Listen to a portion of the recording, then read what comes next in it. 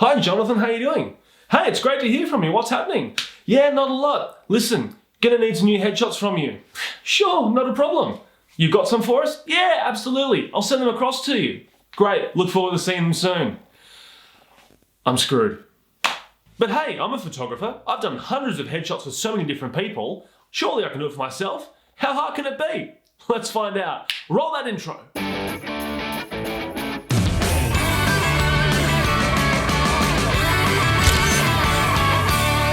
So if I'm going to take my own headshots, there's a few things I need to consider straight away. What kind of background do I want? Now I could go into the backyard, it's just gone autumn over here, the leaves are falling off, everything's nice and green and lush, it's an overcast day, I can get some really lovely out of focus colours in the background. Or I could shoot against a white backdrop and either leave it like that or replace the background later. And that's exactly what I'm going to do. So I'm over here in the garage, I've got this massive space over here as you can see behind me. So I'm going to bring in my portable studio, set the whole thing up, and we're going to get this thing cranking. So let's go.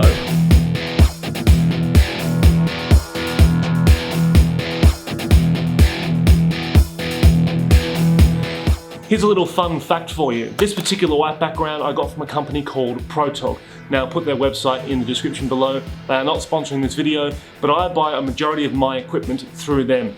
The flashes, the ones that aren't Canon, the light stands, this particular backdrop, they are fantastic. They've got really good quality products, but very good competitive prices. So check them out. They post all around the world, I believe.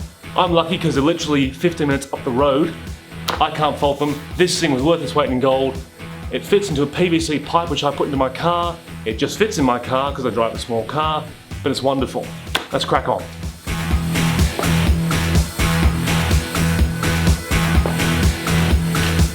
I should have actually said, using a white background is really good because you can actually make this darker if you wanted to through different lighting setups. But of course today, I'm going to make sure that this thing is pure white. Now let's continue.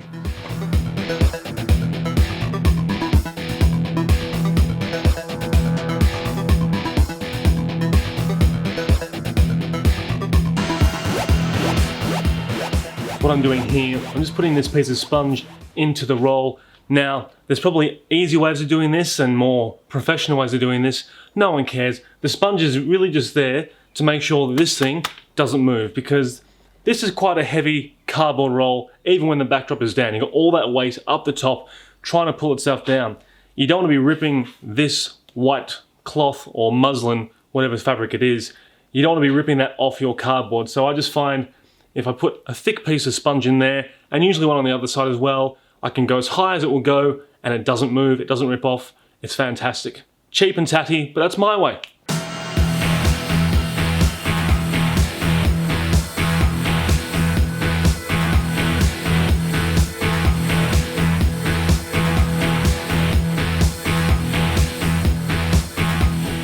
When I'm setting up the lights for the portable studio, I always use the Canon speed light as my key light, which you'll see very soon on the very big softbox I put in front of me.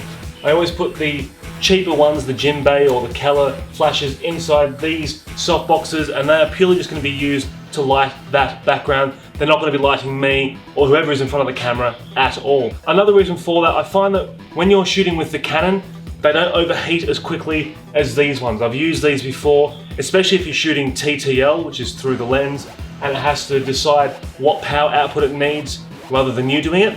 These can overheat a lot faster than the actual Canon brands. Now, of course, Nikon will probably be exactly the same. I use Canon, so that's just the way it is for me. So, Canon speed light, key light, these ones, backlight.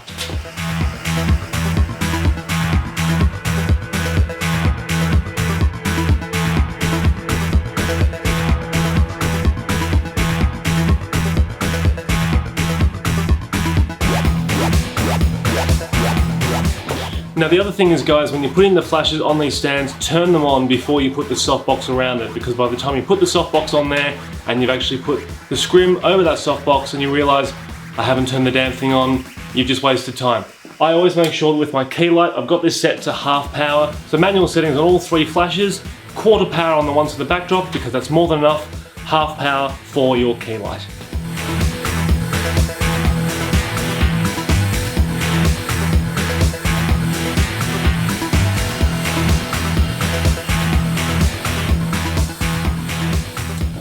Okay, so the hard work has now all been finished. The backdrop is up, it's perfectly level on the top, which is very important.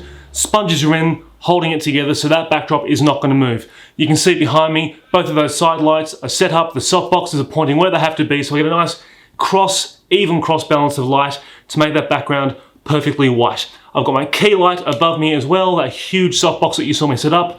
All the flashes are in, they're turned on, they're at the right powers. Now I just got to set the camera up, bring that bounce board in, and we can start taking headshots.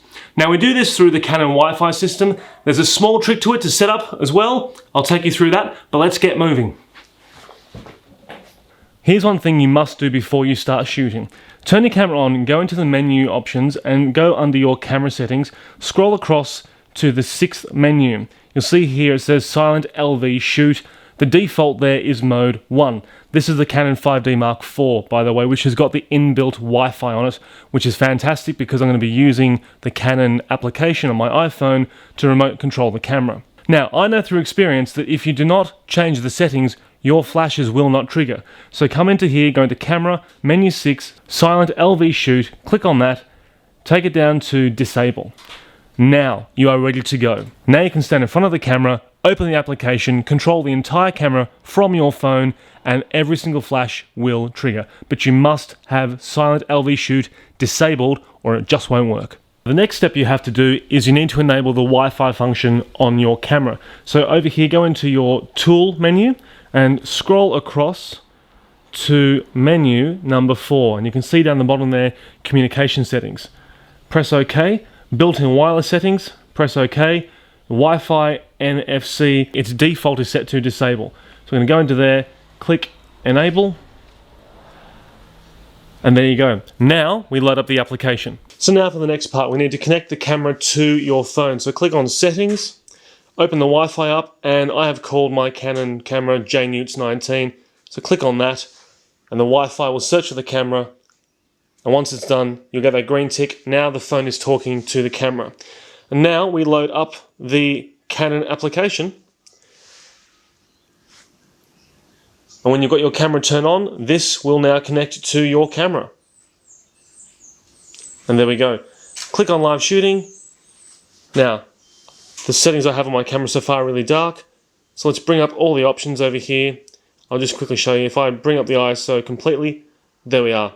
So we can see here I've now got full manual control over my camera. I can control the ISO, I can control my aperture, so I can go all the way down to f22, open it right up to f4 because I'm using the 24 to 105mm lens, which is a maximum of f4. It doesn't go any faster than that. And of course I can also control my shutter speed. And the way that we take the photograph, this button just here.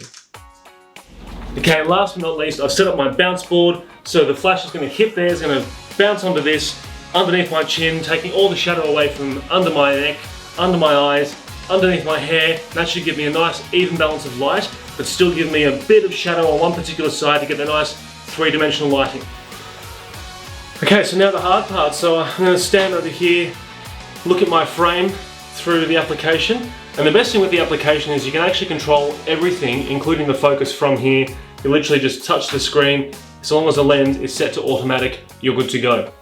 So there we are, I've set everything there. Now I'm going to change my settings. I'm going to shoot at f10, shutter speed down at 1/60th, and I'm going to take a test shot.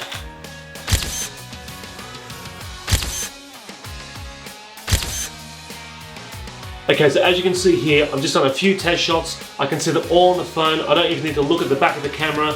Everything's working. I'm getting a really nice soft light from here. It's giving me a bit of shadow, which is very nice, creating that three-dimensional look. So now, let's start shooting this for real.